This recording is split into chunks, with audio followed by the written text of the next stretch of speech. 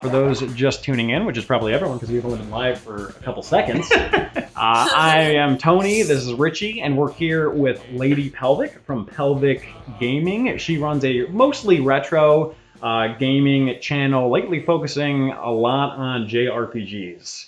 Wise decision. We already have our first super chat from Entrance Jew, our Patreon supporter, who actually is planning on meeting us at the meet and greet. And as per mandatory, when you get a super chat, $2, thank you very much. He says, "I am Yard for games." I like it. So it means that he is very anti-metric system. He also notices that we're drinking lawnmower beers, so yeah. Very anti-metric system. I like that. Actually, I'm very fancy with my Pepsi or Coke in a glass, of course it's in a glass. Is there a wine glass, in a plastic wine glass? Is there at least like half a shot of vodka in there? No, there's actually no alcohol at all in here. So let's go ahead and get started. So guys, this is H4G Games Gaiden. If you've been watching the show for a little while, H4G Games Gaiden was our side show where we're sort of podcasty. Everyone was recommending that we stream it on Twitch, but we were like, we'll do half of that and stream it on YouTube, since you guys are already our YouTube audience. And we figured this would be a good opportunity to show you guys the terrible first takes, where we ramble, instead of the good second takes. So originally we were not doing it live because we'd do one, and then we're like, that was not great. And then we'd shoot it again. And we're like, oh, that cleaned up nice. We're going to start with one of our Patreon questions from our Patreon supporter, William H. So this is just our warm-up question. Is it really beating a game if you utilize save states / emulation / cheats? Richie, I see a face that you're making. Why don't you start that one off? I feel like it's kind of like in the speedrunning community, you have tool-assisted versus just vanilla game experience. So I feel like it can still be beating the game if you use cheat save states. Cheats maybe not so much, but still, yeah, you can have like tool-assisted feats that you can't possibly pull off without them, that are still difficult to pull off and impressive and things like that. But I would generally say that, no, you're really only beating the game if you do it vanilla. But I would say that emulators count, as long as you keep them on settings that are fairly faithful to the product. Yeah, do you mind if I tag in here? I would say that cheats, that's a pretty, but emulation, if you're faithful, that's fine, because there are just going to be some games that you can't afford to play, and that's the way you got to do it, which will bring us into our next topic eventually here. But I was going to mention that, when we reviewed Swagman, so I started playing that more and more. And I was actually, this was years ago though, I was playing it after a hip surgery. So I didn't really have much to do other than play video games. Just recovering from surgery. It's like my real life. Oh, yeah, there you go. So essentially what had happened was I was playing Swagman, and it just got so incredibly difficult. But it was difficult for the wrong reasons. It was having this sort of semi-isometric, sort of field of view, but it actually wasn't. So you do these platforming jumps and you would land on the platform, but you'd literally just fall through. And so it got so difficult, and every time you died, it was like 2 minutes worth of load screen. So I put on a moon jump, right? And then I got to the last boss, and I'm just like, screw it, I put on invincibility because it was too hard. So did I beat the game? Probably with the invincibility, no, but I think with the moon jump, I kind of still count it, just because that's a situation where it's like, I'm not cheating. I am, but the developers are cheating me. The developers are cheating me, because it's like they made a game that was trying to do something that it was incapable of doing, right? So, and yet they still did. So it was sort of a situation where it's like, yeah, I kind of still consider that I beat those levels, because screw it. Like, you're spending a half hour at the end of the day on load screens because you die so much. You know what I mean? So my thought process is a little bit more of a gray area on that topic. But why don't we go ahead and toss it over to Lady Pelvic? See, I kind of agree with Richard on that. I don't really find it cheating as long as it's faithful to the original source. You know what I mean? For example, or like instantly saving. During I think emulations, I think that's fine. I think it's fine. Like, cheats obviously are not like, if you could walk through walls or just like one hit certain enemies that you shouldn't be able to one hit, then yeah, I'm kind of like, what are you doing, man? What are you doing? Yeah. You know, same thing, like Oni64 in the chat asked, like, are walkthroughs considered cheats? And I wouldn't consider walkthroughs cheats unless you are, like, literally reading it play by play. You know what I mean? If you're stuck on a part, if you're stuck on a puzzle where you're like, okay, I don't know how to raise the water, you know, in this damn water dungeon, then you have to look it up. I'll give you a pass. Yes, you still beat the game. Yes, you still fought Ganon. Yes, you still fought all these bosses on your own, you know, your own skills and blah, blah, blah. You feel me? So I think it's fine. I consider it beating a game as long as you're actually just not straight cheating. Again, phasing through walls, killing enemies in one hit, giving yourself buffs ahead of time, or like you know, absurd buffs. You know, and quad nines in the beginning of the game. Yeah, no. Yeah, and I have another anecdote along these lines with Castlevania. So when I played Castlevania, I only played it once, so I'm still not very good, and it was pretty much essential to me that I get the power-up that lets you use 3 items at once to beat most of the bosses. Yeah. So I save stated at the beginning of every level, just so that if I died somewhere at the late in the level, I didn't have to jump off of the cliff 3 separate times to go back to the start of the level, or just redo the, you know, the passwords and all that stuff. So it's it could still be considered cheating, but yeah, and you know, also I just want to know for future podcasts, we'll probably get a headphone splitter. Yeah, this is a little cozy. That's a little cozy. I feel like we're the plot of like a terrible movie. Yeah. It's Human Centipede with ears. Oh my God, gross. You know, it's natural. But anyways, speaking of unfair buffs, I've been feeling that way since I've had my kid because he's like 30 pounds. Ooh. Flexing, flossing. Look at that, everybody. Look at that. I have nothing to show off. I really also have nothing to show off. We just got a super chat. Kill Pain 8787. And for $2, thank you so much. It says, "Is it wrong to be hard for games right now?" No, never hard. No, or never wrong. Never wrong. Oh Lord. Oh, mercy. What are you even trying to say? Yeah, I also think, you know, just last quick thing regarding that topic. As I get older and I have less time, you know, because kid, wife, work, hard for games, I don't care as much about using those cheats because it's like I don't have time. Like I just want to enjoy. If I'm enjoying, I don't really care. You know, it doesn't really matter to me. I mean, you still probably wouldn't say that you beat those games, but you experienced them. Yes, experienced them. Exactly. So, you know, we were going to be talking about Nintendo going after and shutting down ROM sites, which they had done a little bit in the past, but they've been extremely aggressive with multi-$100,000 potential suits on a per infringement basis. So I'm assuming that would be like a per ROM basis, and also I think it was like a million or multi-million-dollar suit per instance of like utilizing their trademarks. Or anytime it said like Nintendo or something like that. So a lot of sites have been reacting to this, and the big one that I'm familiar with, and there were a number of them, but one of the big ones was Emuparadise because it was the sort of for me it was the mother lode. They always had what I needed. Yep. You know, more recently I have been noticing certain Nintendo ROMs have been falling off the page, and then suddenly it was like bam, and they notified everybody. They're still like a game related website, but of course their traffic's going to drop to like nothing because they were essentially like, hey, you know,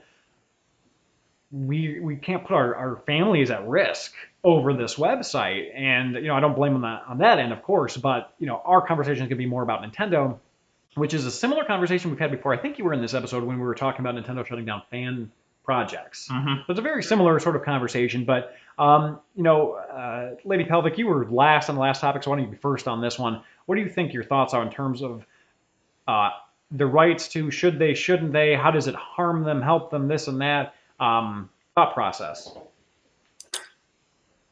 Like again, it's their property. I get it. You know, they have every right to do so. It's just a damn shame, especially with these fan ones. You know, these fan-made ones. That's just such a labor of love. You know, especially that was it Salmon or Metroid A2 or something like that. Oh yeah, the fan project. Yeah.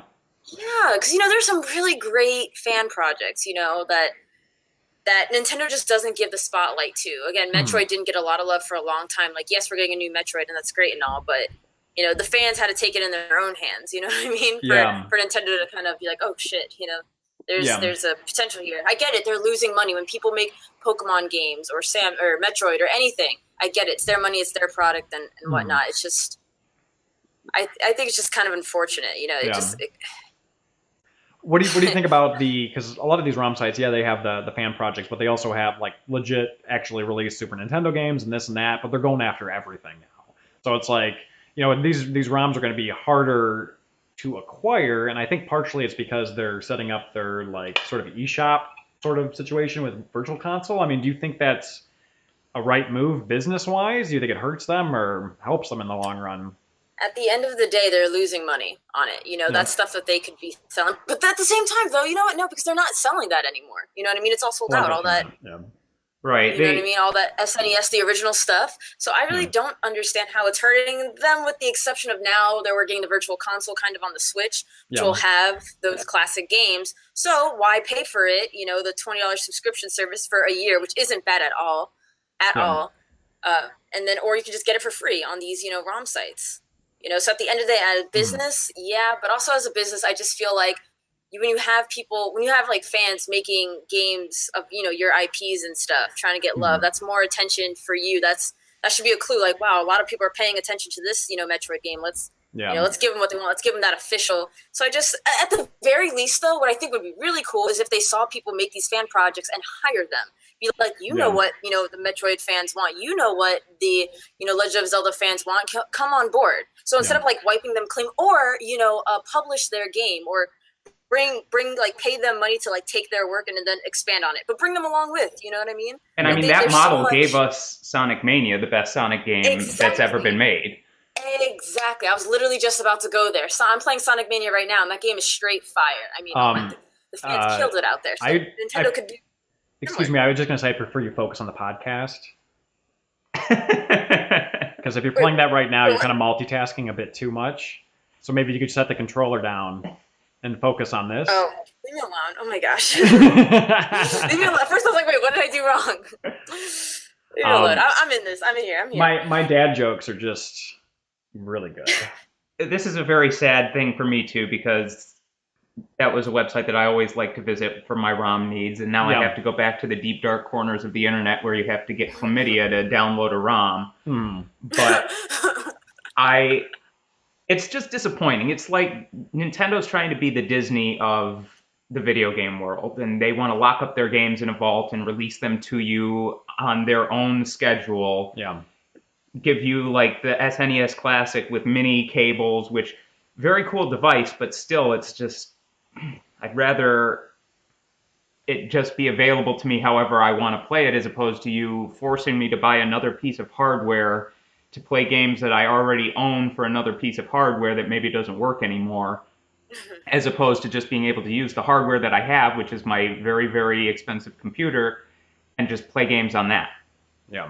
Yeah, so, I mean, I can't say that my thought process is too much different than yours, really the both of you, but realistically, I think that it's sort of a situation where people are going to find these ROMs regardless.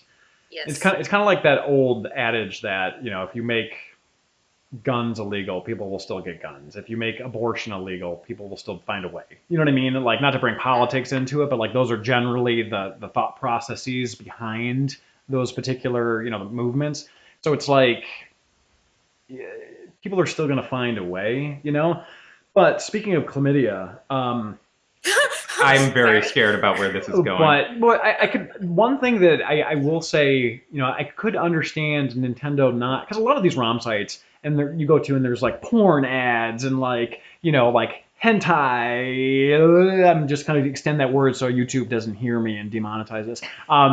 But it's like I could understand being Nintendo being like, I don't want my product associated with this. But I think that it was more than that, obviously. Like, I could understand if they were like, listen, find a different way to monetize, or don't put any ads on your site whatsoever, and we'll leave you the hell alone. But I think it was probably a combination of that, and they're just super protective, And I think that's pretty much it. I think it's the wrong move. It hurts them in the long run. It's anti-consumer, but it's Nintendo, so that's what we come to expect. Right. What are you gonna do?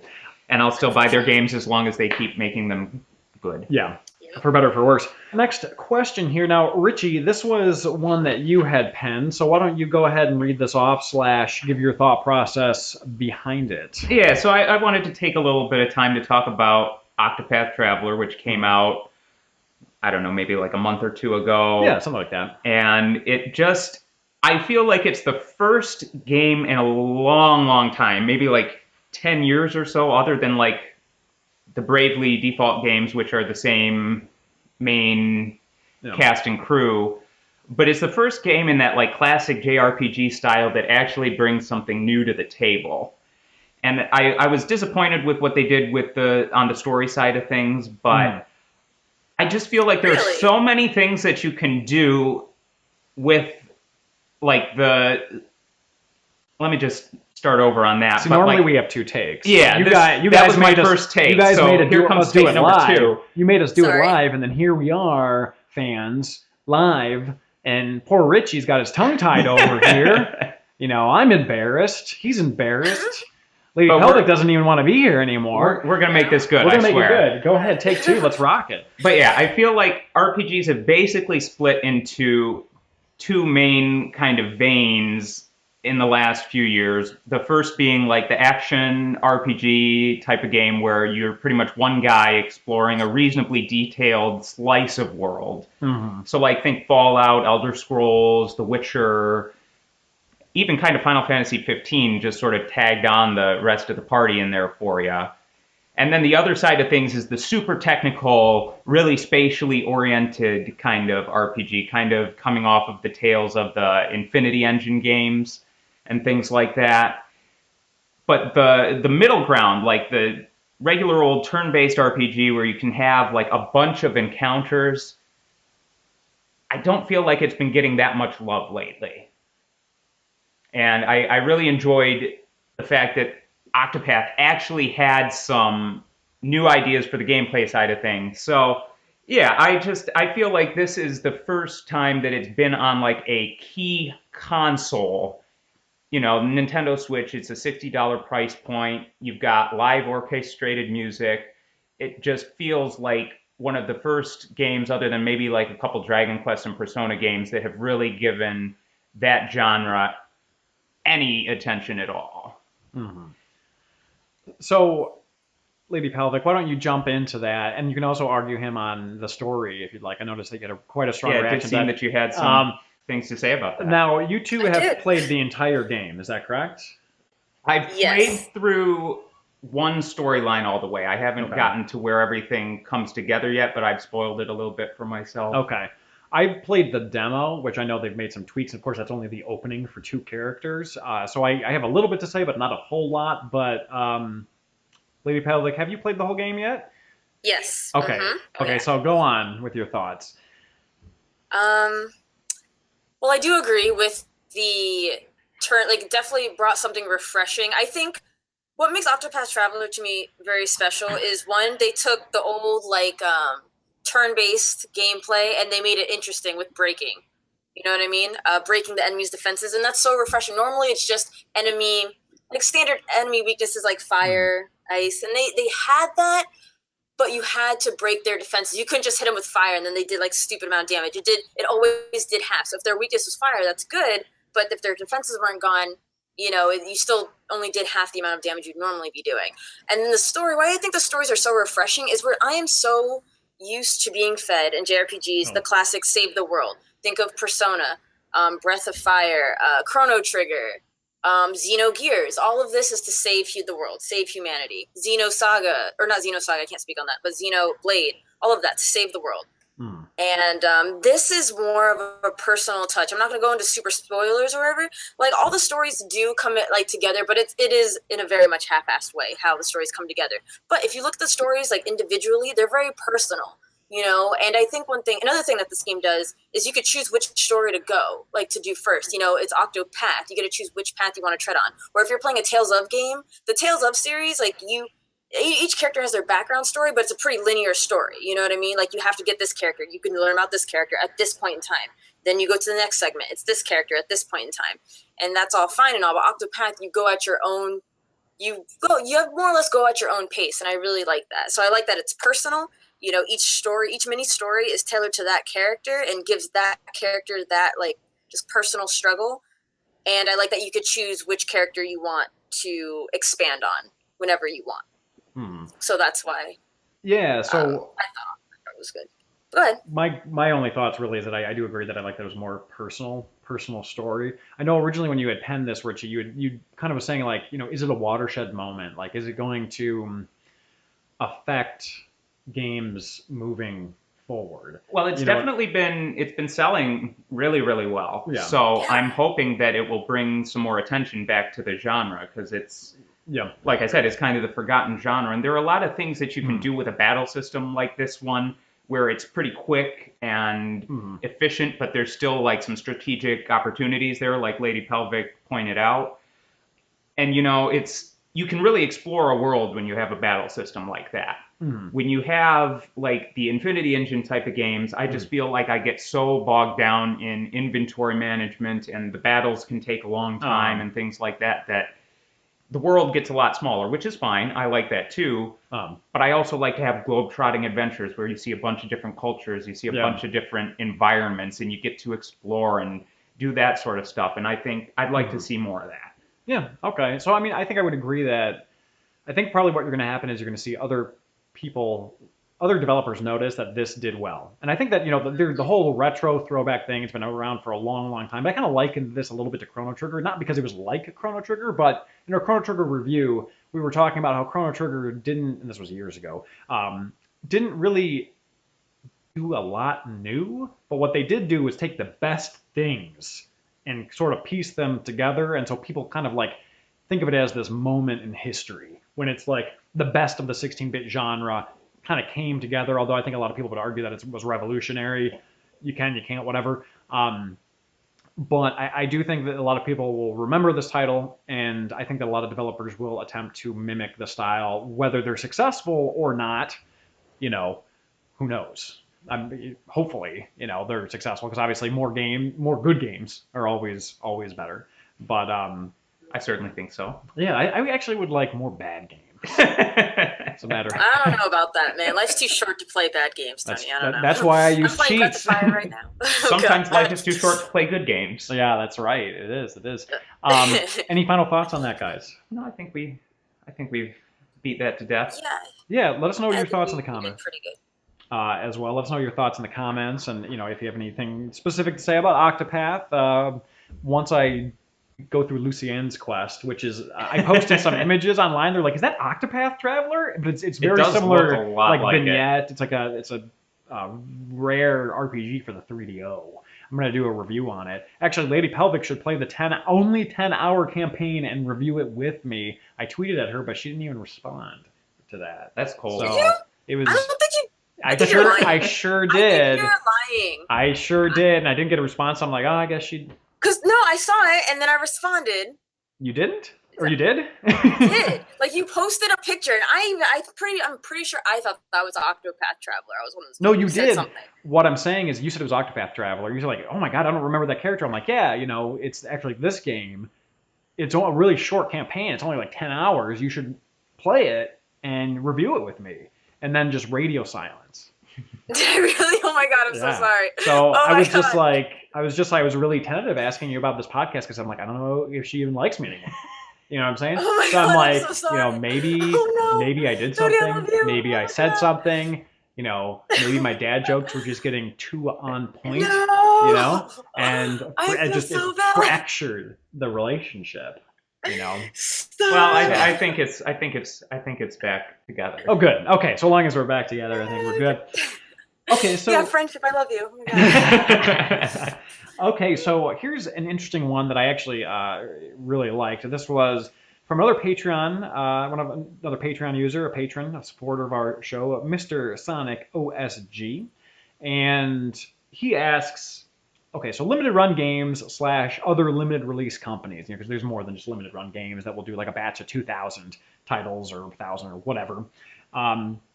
Should we consider them on a complete list of games for the console? And then once we kind of say our parts, I'm going to say what he had originally said, because we'd had this conversation a couple months ago, and then he asked it again. Does anyone in particular want to start this one? I guess I'll take a rare shot at point here. Okay. And I think, it's kind of like the using cheats or emulation, et cetera, et cetera. I think it's kind of two separate buckets, in my opinion. I probably wouldn't include them in like an official list of things, especially if it's something from like the SNES era where we had like the Nintendo seal of quality and things like that. Yeah. I don't think any of the limited run games have Nintendo seal of quality. Does Nintendo even still give those out anymore? It's just whether or not you're allowed to go on. Oh, by the way, real quick, he's actually in the chat, and he says, "Oh shit, that's me." Yeah, no, I kind of like that analogy where it's kind of two different buckets. For me, I kind of have a similar thought process where it's like, okay, is it part of the complete list? Yes, it is, because it is a physically released, and it is a sanctioned game. They allowed, whether it's PlayStation, or for the Switch, they allowed them to publish those titles, but it's in it's a low quantity. So, for example, if you wanted all of them, now that they're publishing for the Switch, they have a Switch game like every other week, and they have a PlayStation 4 game like every week. You have to be buying like a $35 game every single week. Not to mention the normal releases, right? That the bigger, AAA releases or what have you. So for me, it's kind of this category of like, all right, let's say I want a complete SNES collection.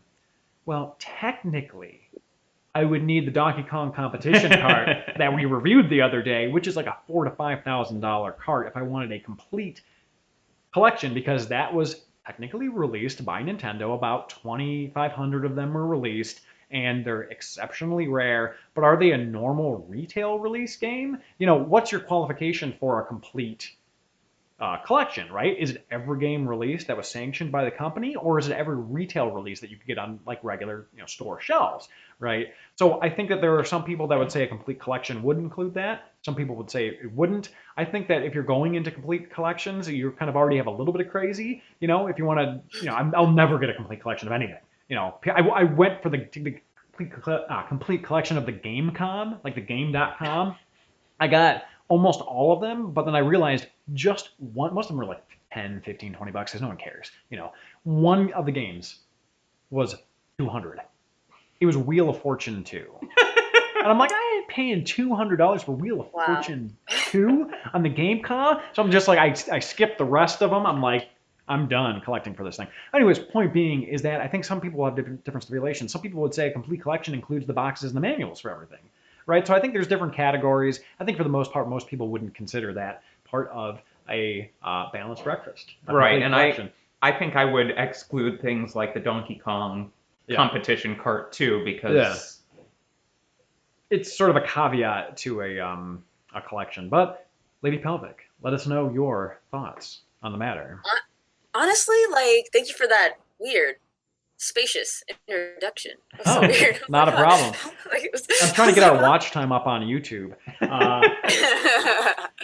But honestly, okay. So when I read this question, I was quite confused. I didn't understand why you wouldn't have take everything, everything ever that has been released on that console to be a part of the your collector's edition. But now that you mention it, $200 for Wheel of Fortune. Now I understand. After I too discussed it, I was like, that makes sense. I personally would say retail. What you can get on the shelves now. You know what I'm saying? Because you're right, paying $200, $300, $400. I mean, games are stupid. Old school games that are nicely packaged, never been opened, mint condition, blah blah blah. That could easily rank up to a couple $1,000. Some of them even. Yeah. And so I personally I'm not a collector for that reason. I'm not a collector. If I was, it'd be Legend of Zelda everything. But I've even seen some stuff where I'm I'm not about to pay $200 for this or not 200, sorry, $1,000 for the statue of Link. I don't make that YouTube money yet. But I do agree.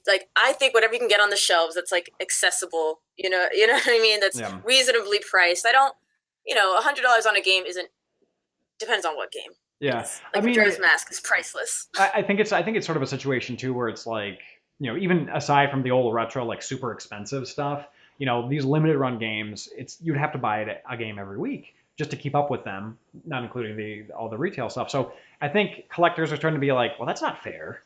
Because they want a complete collection, but they're that's not fair. you know? Well, hold on. What games are coming out every week though? Like limited run, like physical copy games. Like, what are you? Yeah. Are you talking about just digital? Anything that? Well, what limited run does is they take like games that were originally digital release that you couldn't get a physical copy of. They partner with the developer and they release them physically.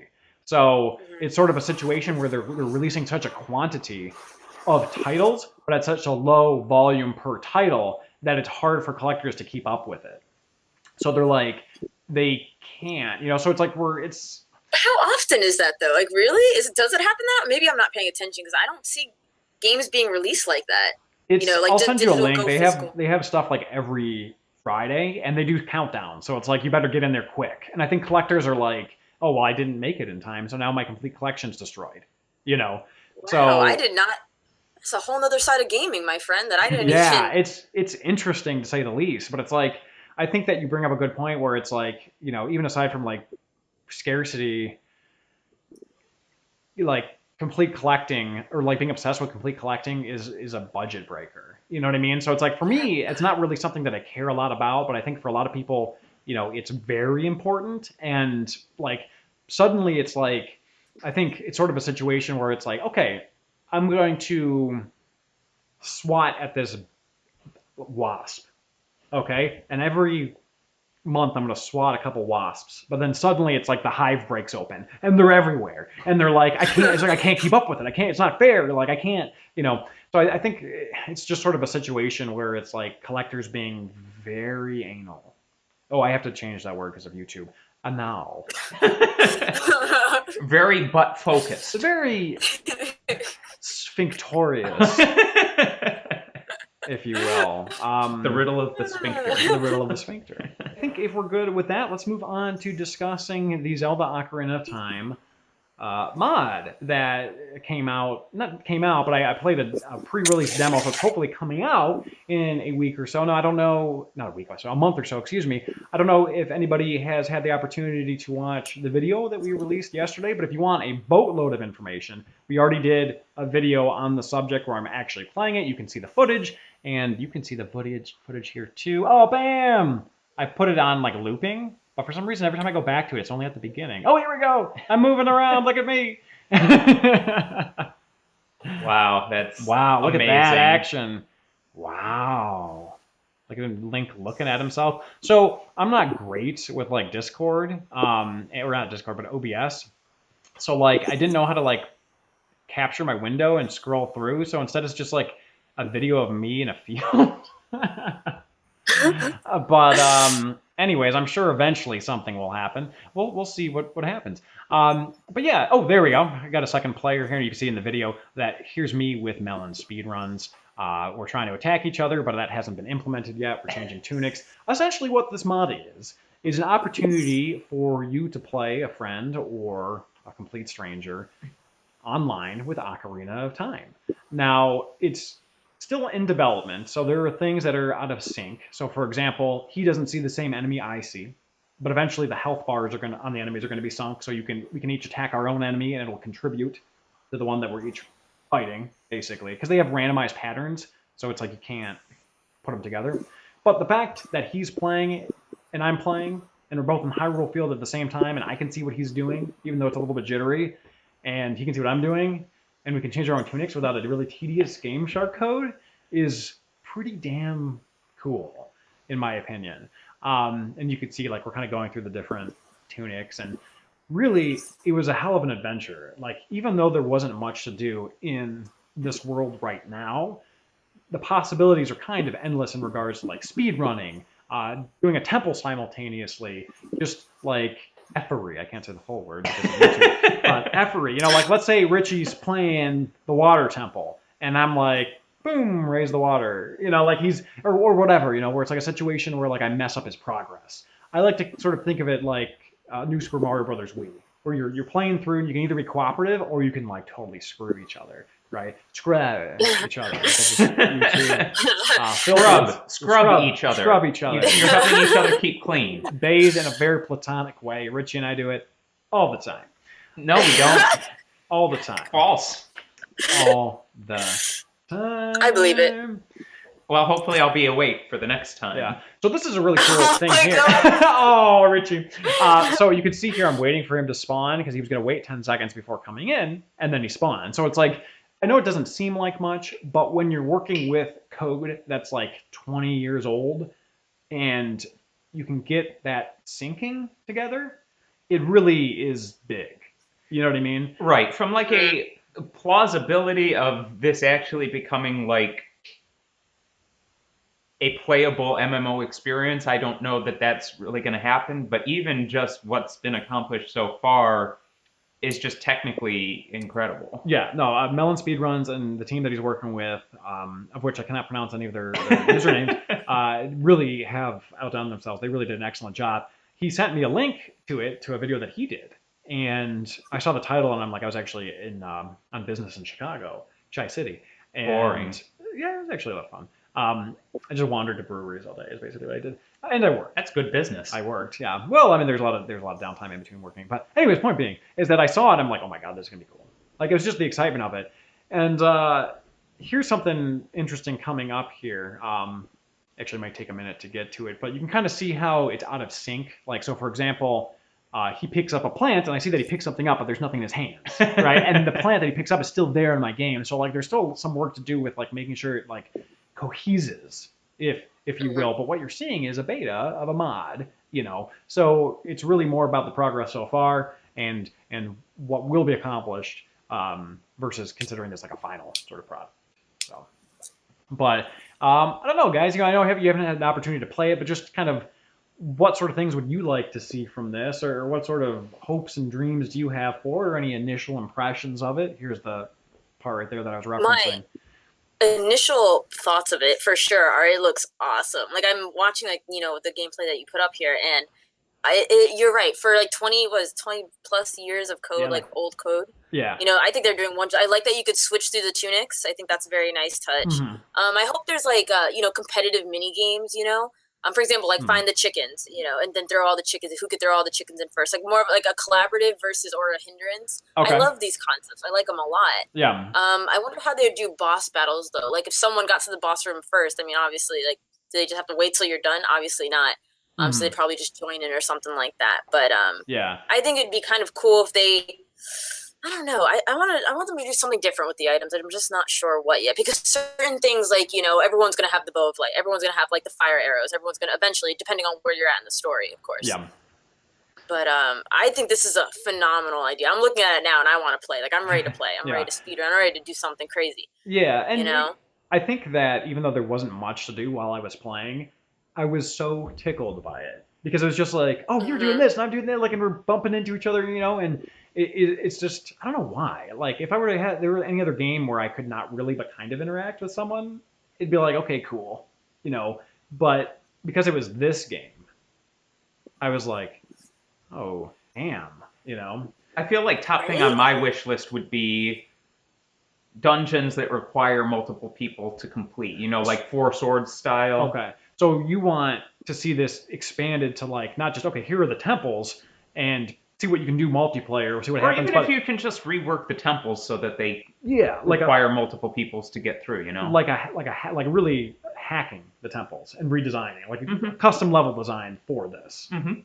That could definitely... That's obviously a big item on the wish list, but that's what I would want to see if I were... It's not like it hasn't been done. I mean, we've looked at a lot of hacks and mods, or whatever you want to call them, in the past, where there's custom temples, and some of them were pretty good, you know. And what?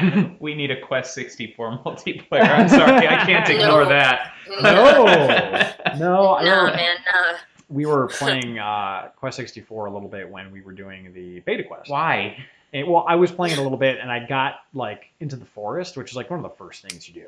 And I couldn't figure it out. The first thing you do is you turn it on, and then you realize what you've done, and you turn it back off. Yeah, exactly. Yep. But I agree.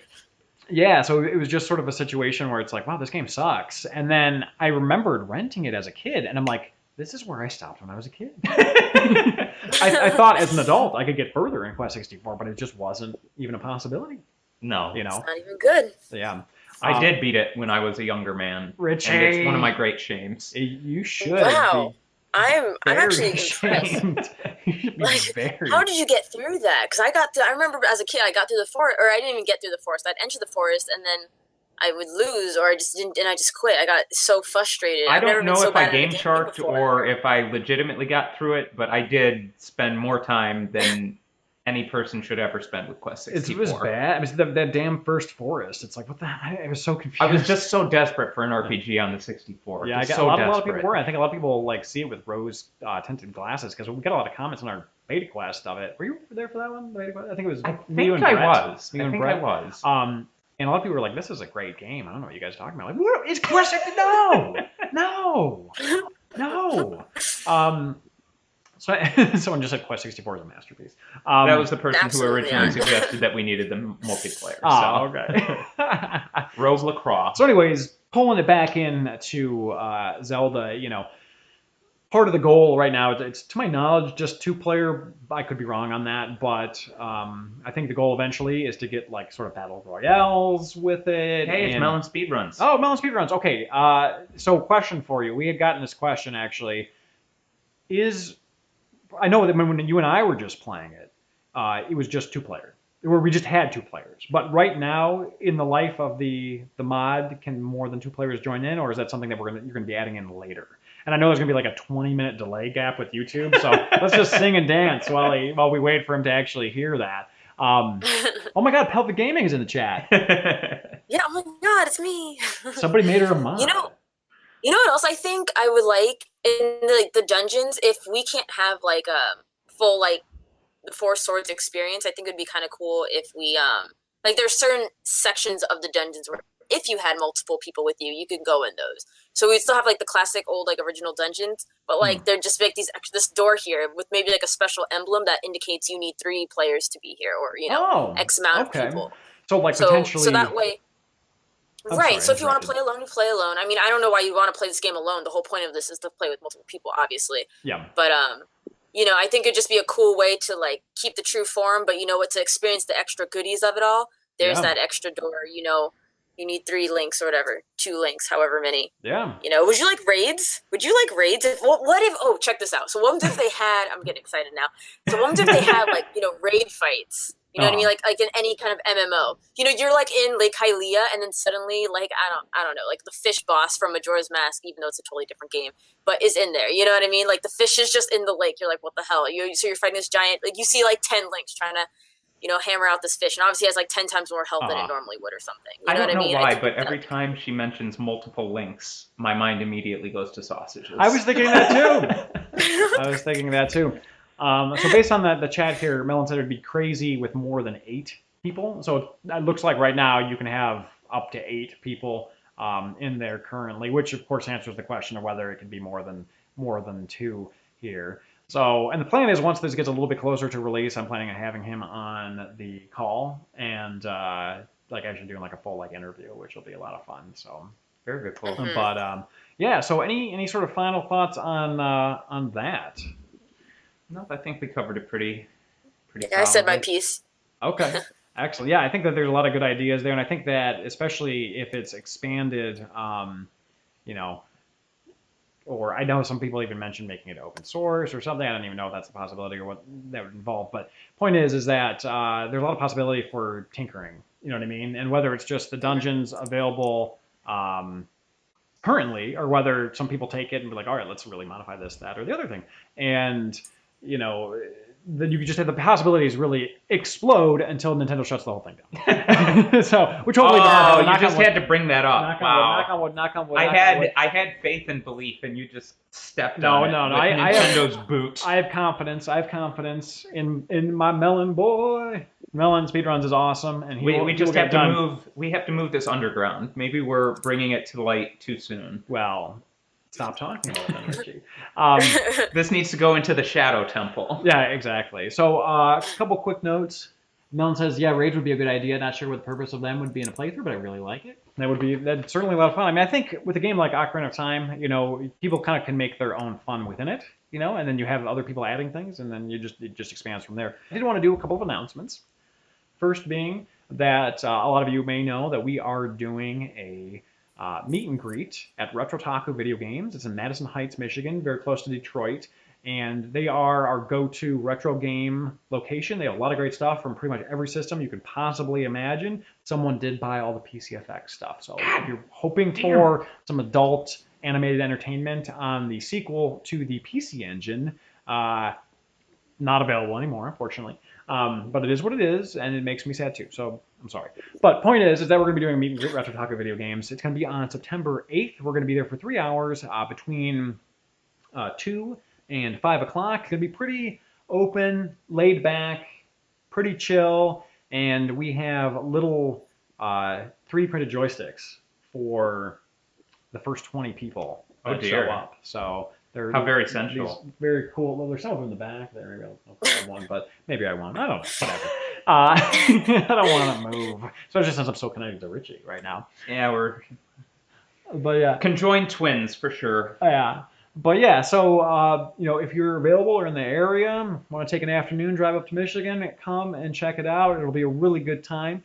But I also wanted to I know, obviously she's been here the entire time, but let you guys, if you haven't checked out Lady Pelvic's channel, Pelvic Gaming is what it's called, as you can see from the icon that says Pelvic Gaming with a pelvis, and then the word pelvic and then gaming.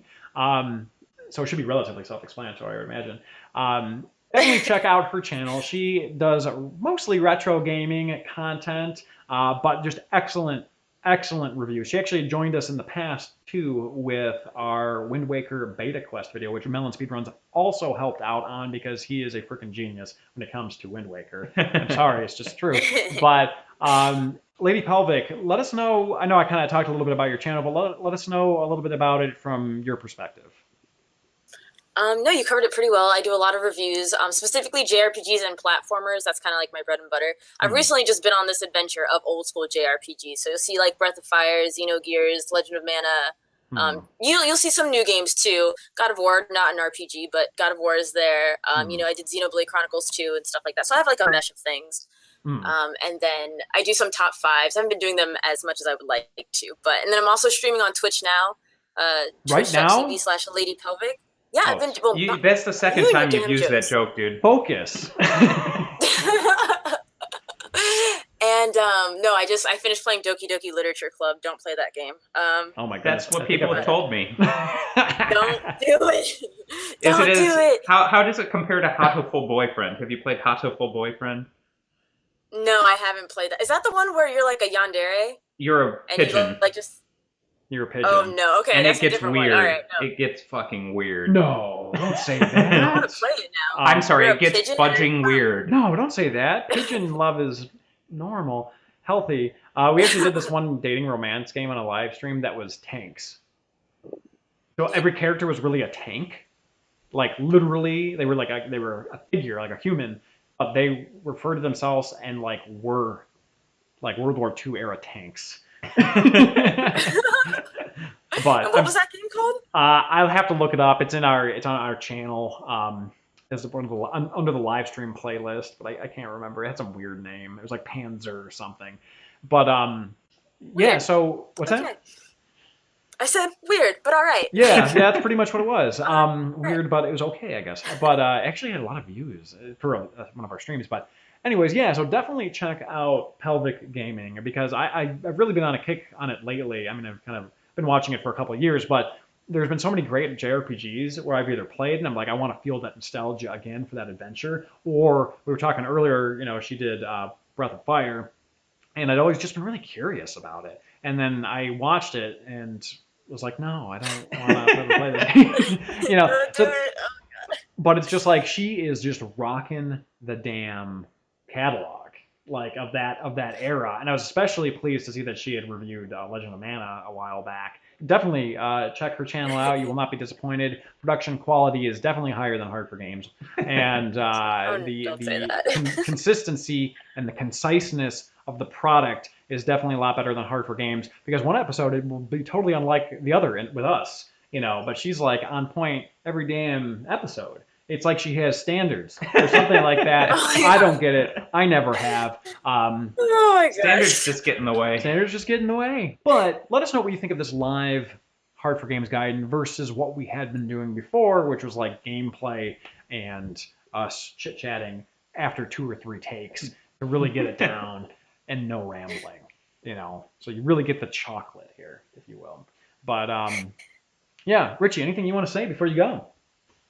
No, I think we had a nice discussion today. I think this could possibly work, maybe. Yeah, this whole H4Games thing. I hope it does, because we're imploding. Lady Pelvic, any final goodbyes to our audience? I just want to say thank you to you guys again for inviting me. I'm so sorry that I missed your invite to review a game with you. I'm so sorry. I love you. I would never purposely ignore you. I felt so bad. Oh my God. Well, you should. It's probably Tony's fault anyway. Yeah. Oh, we had 69 people watching. Now it's 68, 67. That's a lovely number. Yeah, H4Games, Pelvic Gaming, 69 people watching. Beautiful. Yeah, it's a fun number. That's good. It's good. It's good. All right. So listen, everybody. Again, we really appreciate everybody tuning in and watching us. Thank you for everybody who gave us those super chats. It does help us keep the lights on. If you want to ask a Patreon question, we have links to our Patreon page in the description below. All right, so we're going to go ahead and stop streaming. Thank you a billionth time to everybody. Thank you to Melon Speedruns for being the man. I will never stop praising you. And talk to you guys later.